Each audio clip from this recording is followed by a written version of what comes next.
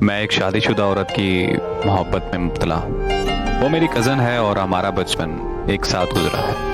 مجھے بچپن میں ہی اس سے بہت زیادہ محبت ہو گئی تھی، لیکن کبھی میری ہمت نہیں ہوئی کہ کبھی میں اس سے اپنی محبت کا اظہار کر سکوں۔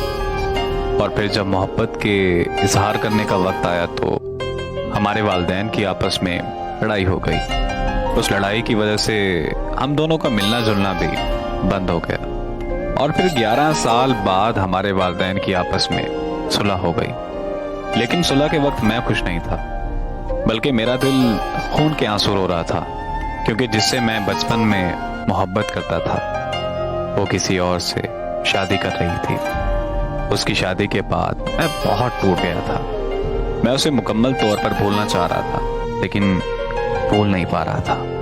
پھر میرا ایک دن اس سے سوشل میڈیا پر رابطہ ہوا تو مجھے پتا چلا کہ وہ اپنے سسرال میں جہنم جیسی زندگی گزار رہی ہے۔ جب میں نے اس سے اپنی محبت کا اظہار کیا تو وہ پھوٹ پھوٹ کر رونے لگ گئی، اور وہ مجھ سے کہنے لگی کہ میں بھی تم سے بچپن میں بہت زیادہ محبت کرتی تھی۔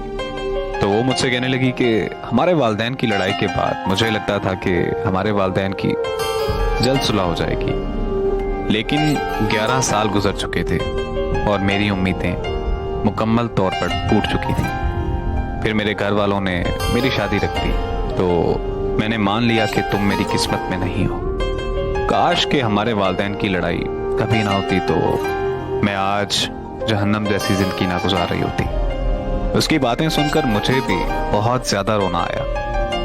میں نے اس سے کہا کہ تم اس سے طلاق لے کر مجھ سے شادی کر لو، لیکن وہ نہیں مانی، اور وہ مجھے کہنے لگی کہ میں اپنی خوشیوں کے لیے اپنے بیٹے کی زندگی خراب نہیں کر سکتی۔